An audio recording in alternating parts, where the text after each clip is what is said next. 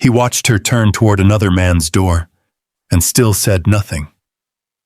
The wind snaps against the loose gate as she tightens her grip on the worn leather bag, knuckles pale, boots frozen in the dirt. Behind her, a fence creaks under a fresh nail. In front of her, a polished door waits, steady and certain. She doesn't look back, but she doesn't knock either. What stopped her? Stay with this story. The road into Iron Hollow was a hard, narrow stretch of dust that clung to boots and hems alike. By the time Savannah Reed reached the edge of town, her shoes were the color of the land itself, and the small leather bag in her hand had worn a darker line into her palm. She stopped just past the hitching post in front of the boarding house, as if her body had decided before her mind did. The place was nothing more than a long wooden building with a crooked porch and a sign that had once read rooms, but now only showed a faded R.O.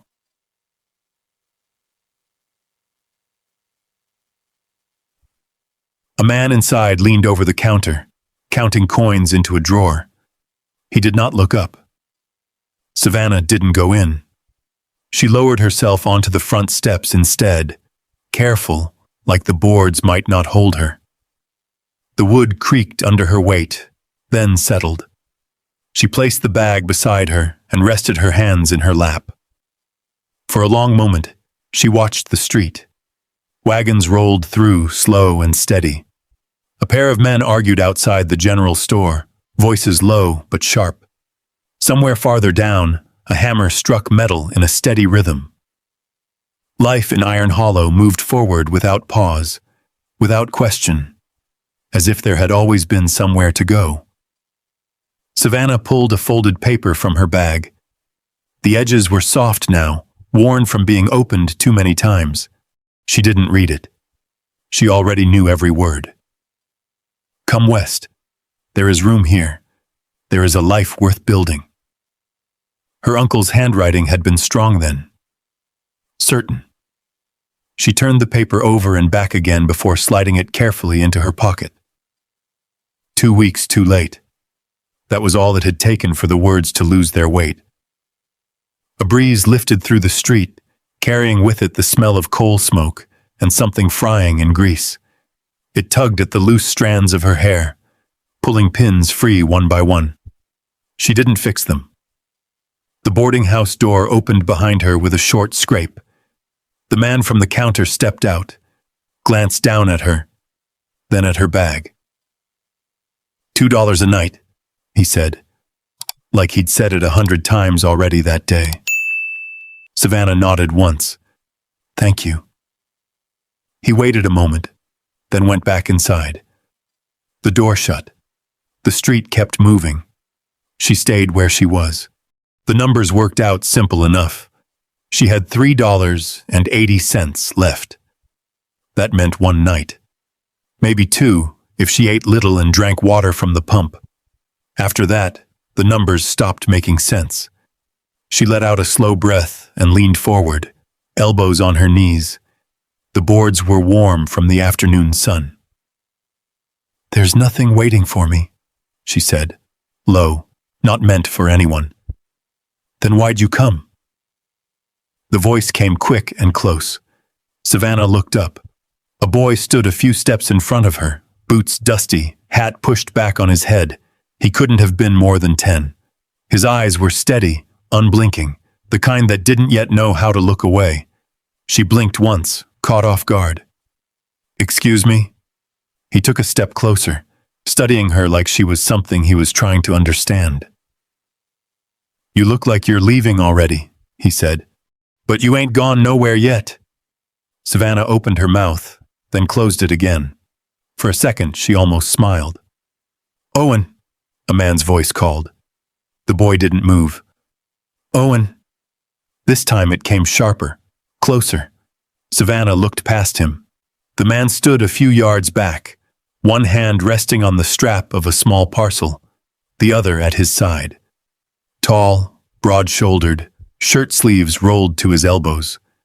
Dust clung to him the way it did to men who spent their days outside and stopped noticing it. His gaze moved from the boy to Savannah, Not lingering, not pressing. Just taking measure. "She looks sad, Papa," the boy said, still not turning. "People are allowed to be sad," the man replied. "It's not our business." The boy frowned slightly. "But we could make it our business." Savannah felt something shift in her chest, small and unexpected. The man exhaled through his nose, then stepped forward and placed a hand lightly on the boy's shoulder. "Come on." For a moment, the boy hesitated. Then he turned, but not before glancing back at Savannah one last time, like he wasn't finished with the question. They walked past her without another word. Savannah watched them go. The man didn't look back. His stride was steady, unhurried. The boy kicked at a loose stone, then caught up beside him. They disappeared around the corner where the road bent toward the feed store. Savannah sat there a while longer. The sun dipped lower, stretching shadows across the street. The hammering stopped. The voices outside the store faded. One by one, the windows along the road began to glow with lamplight. She stood when the air turned colder. Inside, the boarding house smelled of boiled cabbage and old wood. The man at the counter looked up this time. "One night?" he asked. She hesitated, just long enough for the numbers to run again. "One," she said. He nodded and slid a small key across the counter. "Upstairs, end of the hall." Savannah took it, the metal cool against her fingers. Her room was narrow. A bed, a chair, a basin with a chipped rim. The window stuck halfway open, letting in a thin draft. She set her bag down on the floor and sat on the edge of the bed. For a moment, she didn't move.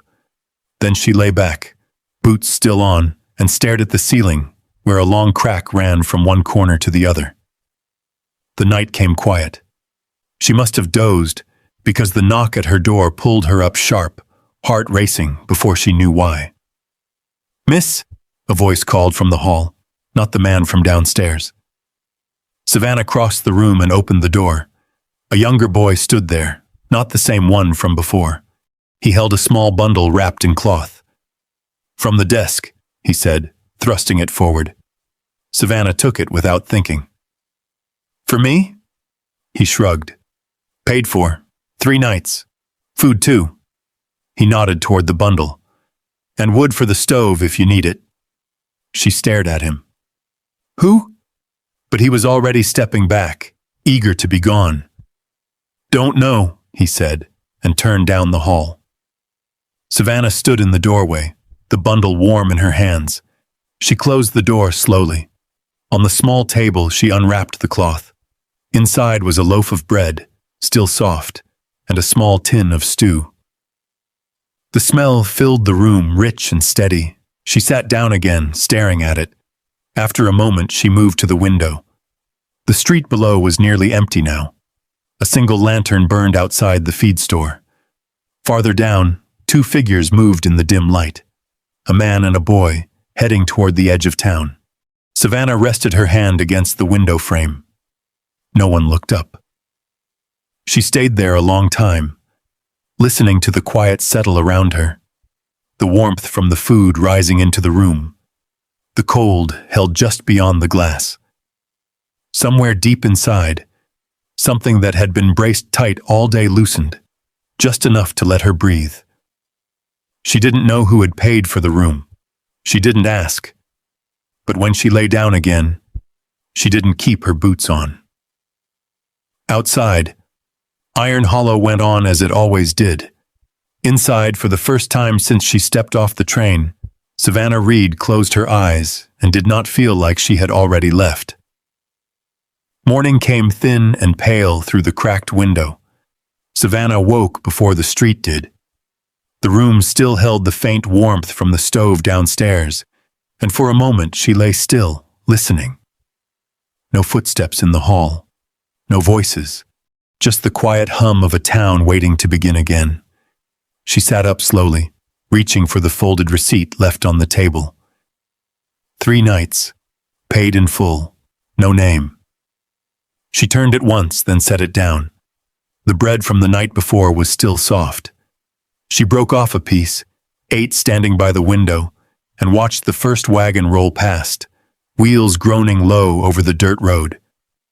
By the time she stepped outside, the town had found its rhythm again.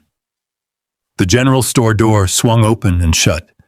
A pair of men carried feed sacks across the street. The smell of coffee drifted from a small diner at the corner, thick and steady. Savannah walked toward it. Inside, the counter was already half full. She took a seat at the far end, hands folded in her lap. A woman behind the counter glanced at her. "Coffee's 5 cents." Savannah nodded. "Just coffee." The cup came chipped, dark liquid sloshing close to the rim.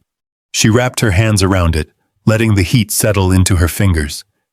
She waited until the room quieted enough.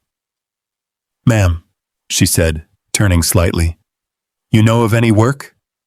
The woman wiped the counter with a damp cloth, not unkind, just practical. "Laundry's down by the creek. Mrs. Keller runs it." Savannah thanked her and left the coin on the counter. The laundry sat where the road dipped low, near a narrow stretch of water that carried more mud than current. Steam pushed out through the open windows, and the sound of cloth being wrung echoed inside.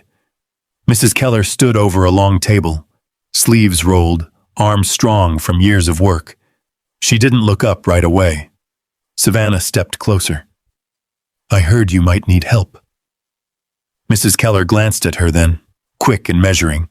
Her eyes dropped to Savannah's hands. "You ever done proper laundry?" she asked. "Yes, ma'am." "Not just folding. I mean scrubbing, boiling, hauling water when it's near freezing." Savannah held her gaze. "Yes." Mrs. Keller wiped her hands on her apron and stepped closer, taking Savannah's wrist without asking. She turned her palm over, rough enough to know better than to believe easy answers. "These ain't hands that have lived in a washhouse," she said. Savannah didn't pull away. "They've done what needed doing." Mrs. Keller released her.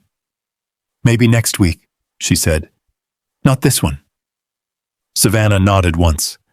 "Thank you." She stepped back into the sunlight. The air felt colder than it had before. By noon, she had tried 2 more places. The restaurant needed no help. The feed store already had boys enough. Each answer came quick, final.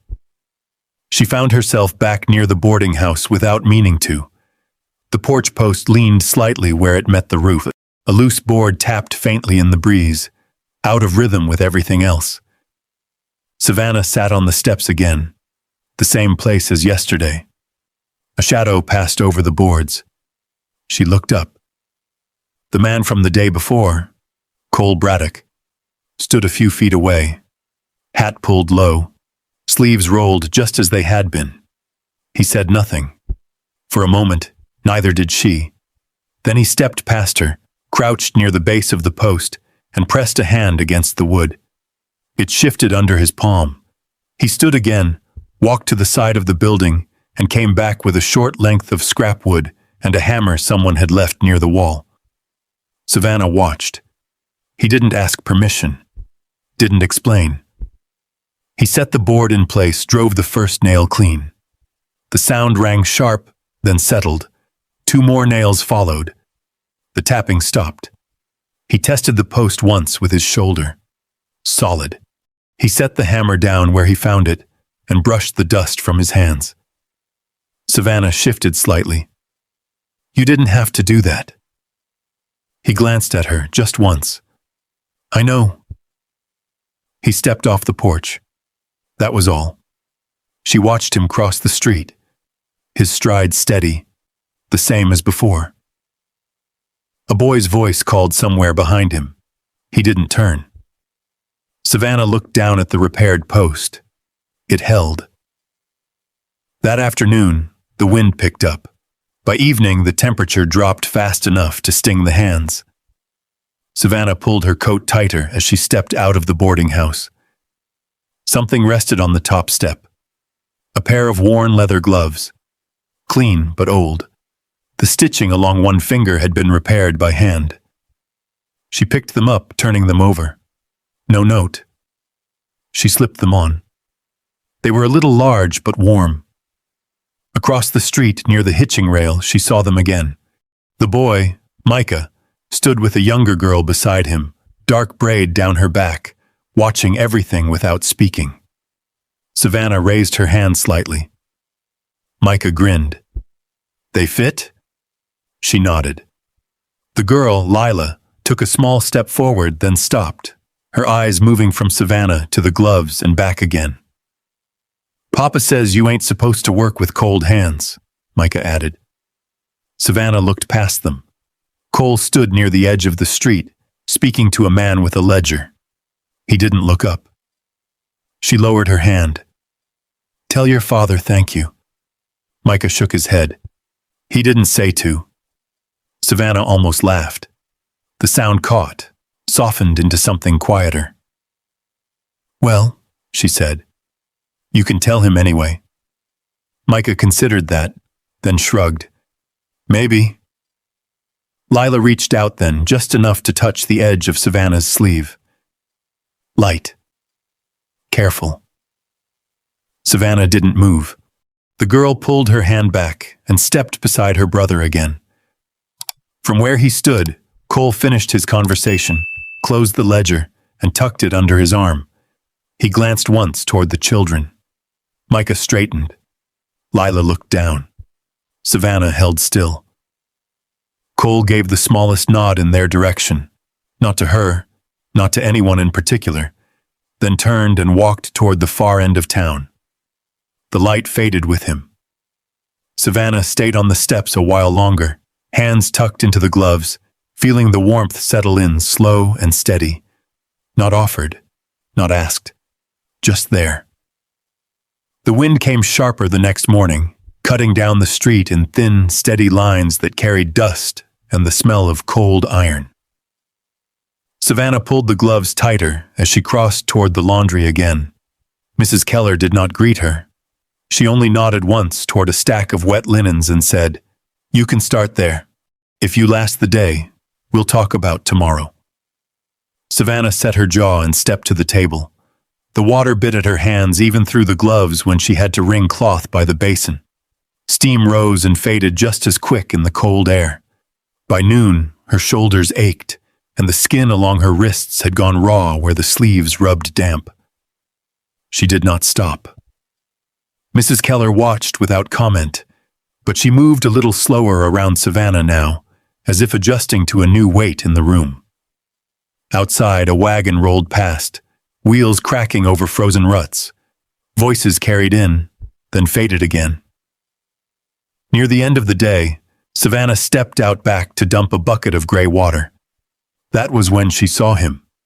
The man stood by the fence line across the narrow yard, coat dark and clean, boots polished in a way that didn't come from working the land.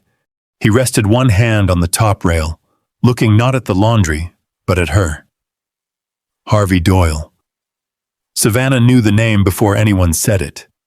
Iron Hollow was small enough that a man like him didn't need introducing. He tipped his head slightly. "Miss Reed." She straightened. "Sir." He stepped closer, not too near, just enough to make it clear he meant to speak. "I hear you're looking for steady work." Savannah set the empty bucket down. "I found some." He glanced toward the laundry door, where steam curled out and vanished. "Temporary." She didn't answer. He let the silence stretch, then spoke again. "I've got a house that's been running short-handed since my wife passed. Needs keeping. Meals, order, the kind of things a place like that doesn't manage on its own." Savannah folded her hands in front of her. "You're offering me a position." "I'm offering you a roof that doesn't come with a nightly rate," he said, "and work that pays proper." The wind shifted between them, lifting the edge of his coat. "You'd have your own room," he added. "No guessing where you stand come winter."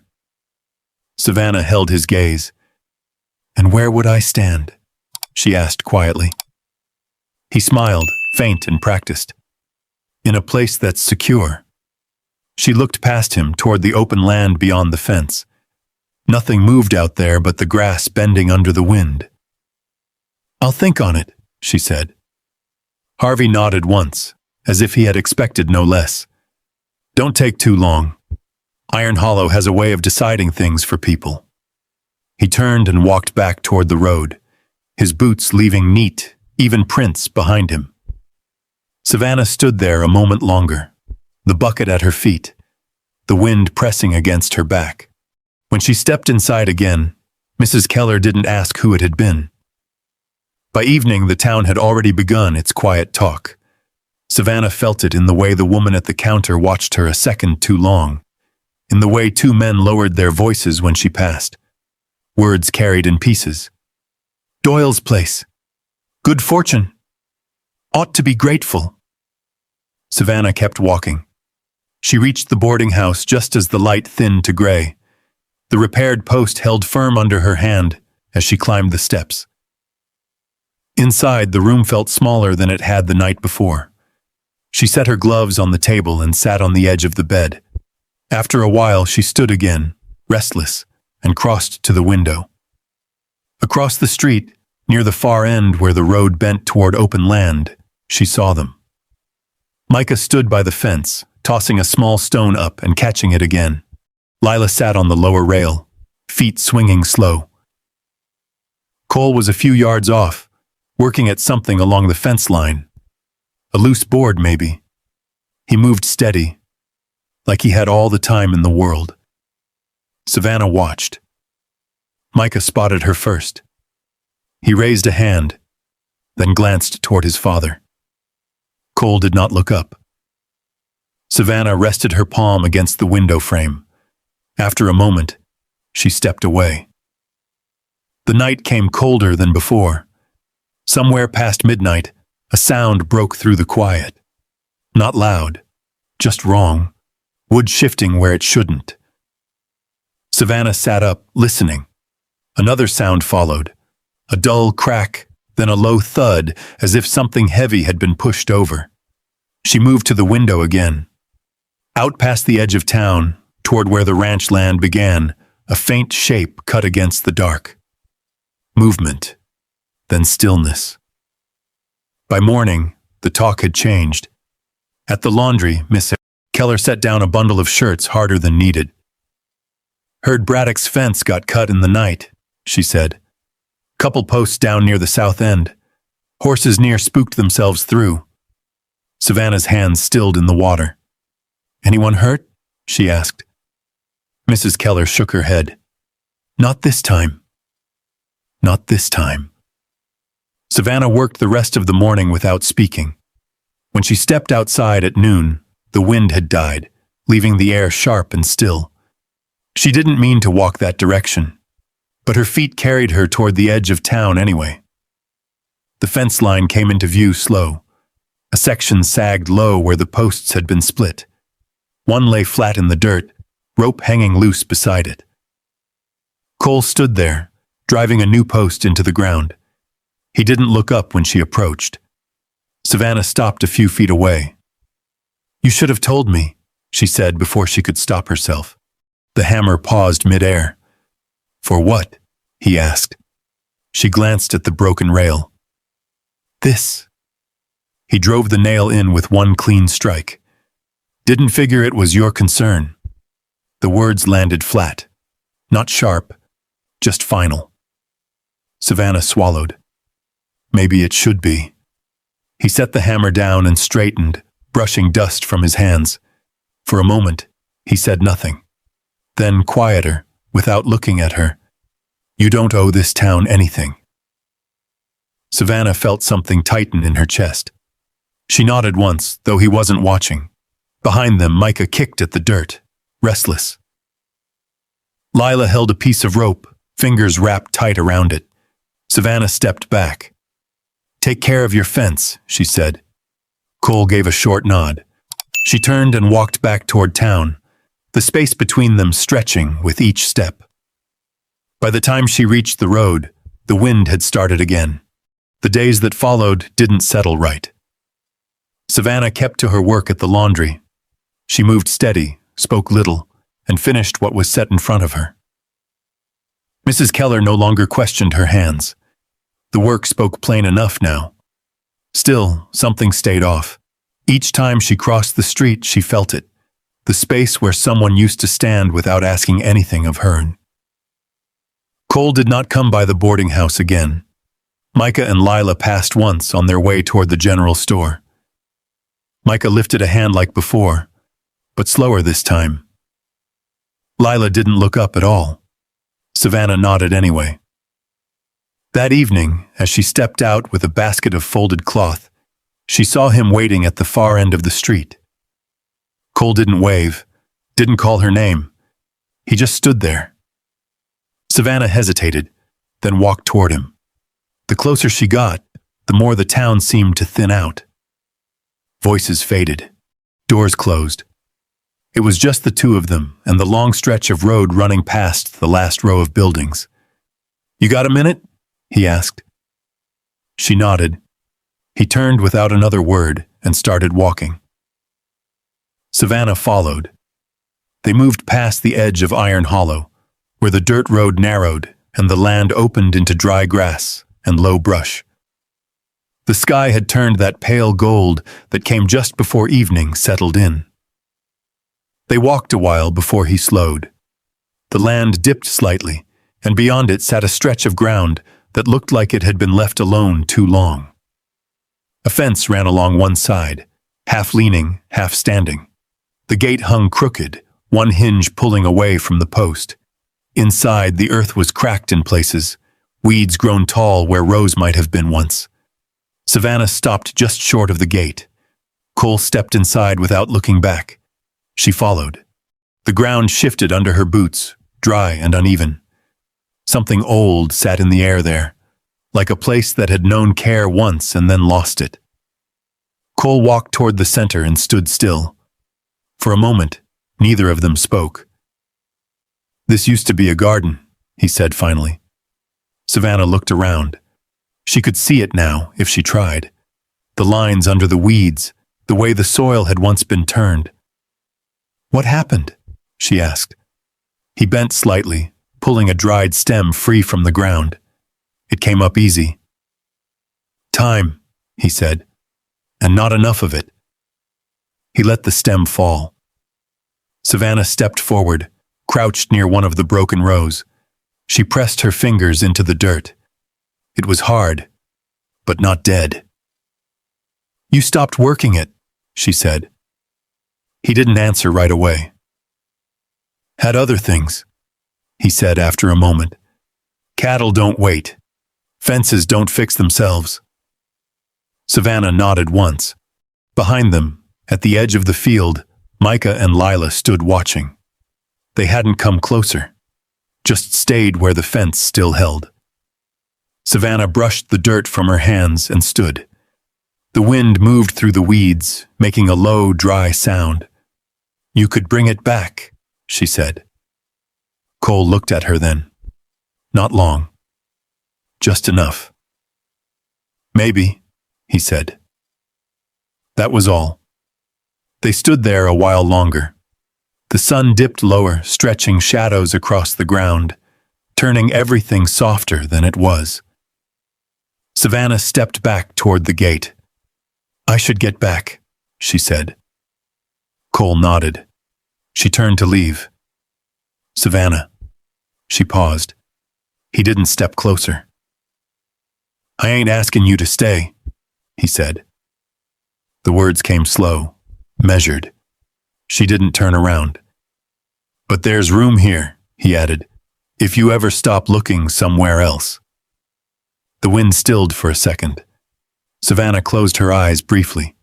Then she nodded once, though he couldn't see it, and kept walking. That night, she packed. Not much to gather. The same bag, the same letter, the gloves folded carefully and placed on top. She left before sunrise. The boarding house was still quiet when she stepped into the street. The sky was just beginning to lighten along the horizon. She didn't look toward the road that led to the ranch. She didn't stop at the laundry. She walked straight through Iron Hollow, past the general store, past the diner, past the place where the road bent and the town began to thin. At the edge, she paused. Just once. Then she kept going. Behind her, the town woke slow, unaware. By the time the sun rose over the ridge, Savannah Reed was already gone. The road out of Iron Hollow stretched long and pale under the morning light. Frost clung to the edges of the grass, and each step Savannah took left a mark that faded behind her almost as soon as it was made. She didn't hurry. There was no reason to. By mid-morning, the Doyle Ranch came into view. It sat wide and steady against the land. Fences straight, buildings clean, everything in its place the way money kept things in place. Savannah stopped at the gate. For a moment, she just stood there, her hand resting on the wood. Then she pushed it open. The yard was quiet. A hired hand crossed from the barn to the house without looking her way. Smoke rose thin from the chimney. Harvey Doyle opened the front door before she reached it. He looked at her once, taking in the bag, the dust on her hem, the stillness in the way she stood. "I figured you'd come," he said. Savannah nodded slightly. He stepped aside. "Go on in." She did. The house smelled of clean wood and something cooking slow on the stove. A table sat set for one, neat and untouched. A second plate rested off to the side, waiting. Savannah set her bag down near the door. Her eyes moved across the room. Everything was in order. Nothing out of place, no loose boards, no crooked hinges. No space left open for something unfinished. Harvey watched her. "You won't find better," he said. "Not here." Savannah walked a few steps farther in. Her hand brushed the back of a chair. It didn't move. She looked toward the window. The glass was clear. Outside, the land stretched wide and quiet. No children's voices. No tools left where someone might come back for them. Just stillness. "You'd be taken care of," Harvey added. Savannah nodded once. "I know." She stood there a moment longer. Then she turned. Harvey's brow shifted, just slightly. "Where are you going?" Savannah picked up her bag. "I had somewhere to go," she said. He waited. She met his eyes, steady. "I just didn't want it." For the first time, Harvey didn't answer right away. Savannah stepped past him, out into the morning air. The gate closed behind her with a soft, final sound. The walk back felt different. The road was the same. The wind the same. But her steps came easier now, as if something she had been carrying had set itself down without asking. By the time Iron Hollow came into view again, the town had fully woken. Voices drifted. A wagon creaked past. Someone called out from the feed store. Savannah didn't stop. She walked straight through, past the boarding house, past the laundry, past the bend in the road, toward the ranch. The fence line came first. This time, it stood straight. A new post had been set where the old one had fallen. The rope pulled tight, holding the line clean. Savannah paused there. Then she stepped through the gate. Micah saw her first. He didn't run. Didn't call out. He just stood there, one hand resting on the fence, watching. Lila stood beside him, her braid loose from sleep, ribbon hanging uneven. Savannah walked up to the porch. She set her bag down. That was all. No speech, no explanation. The door opened behind her. Cole stepped out, stopping just inside the frame. For a moment, neither of them spoke. The wind moved lightly through the yard, carrying the dry scent of earth and wood. Savannah didn't turn. "I had a place," she said. Her voice stayed level. Cole waited. "I just didn't want it." Silence settled between them. Micah shifted his weight, then stilled again. Lila stepped forward, slow and careful. In her hand was a thin piece of ribbon, faded at the edges. She held it out. Savannah took it. Their fingers brushed, light and quick. Cole stepped onto the porch. Not close, not far. Just enough. Savannah rested her hand on the railing. The wood was rough beneath her palm. After a moment, Cole did the same. His hand came to rest a few inches from hers. He didn't reach. She didn't pull away. The space between them held. Winter passed. The garden came first. Savannah cleared it row by row, pulling weeds, breaking the hard crust of soil with a borrowed spade. Micah carried water in uneven buckets, spilling more than he kept. Lila followed behind, pressing seeds into the earth with careful fingers. Cole fixed the fence line one post at a time. No one said much. Spring came quiet. The first green showed low against the ground, small and stubborn. One evening they sat on the porch together. 4 chairs, 4 shadows stretching long across the yard. Micah talked about a horse he'd seen. Lila leaned against Savannah's side, half listening. Cole watched the horizon. Savannah leaned back, the ribbon tied now into Lila's braid. No one reached for anything more. No one needed to. The light faded slow, settling over the land, holding them there. She had come with nothing waiting for her. Turns out, something had been. It just hadn't chased her. It had waited. And maybe that's the part that stays with you. Not the long road into Iron Hollow, not the cold mornings or the empty pockets, but that quiet space where someone didn't reach, didn't pull, didn't promise more than they could hold. They simply made room and left it there. Now imagine standing where Savannah stood. No place to return to. No one calling your name. Just one choice in front of you. Safe, certain, or something quieter, harder to explain. Would you know the difference? Would you trust it? Because sometimes, the right thing doesn't come dressed in comfort. It comes in small moments. A repaired fence, a pair of gloves left without a word, a hand that stays close, but never forces yours to meet it. And maybe love, the kind that lasts, isn't about being saved. It's about being seen and choosing to stay anyway. If you've ever had to make that kind of choice, I'd like to hear where it led you. And if stories like this find something in you, something steady, something real, there are more waiting just down the road. Quiet stories, strong ones, the kind that stay with you a little longer than you expect.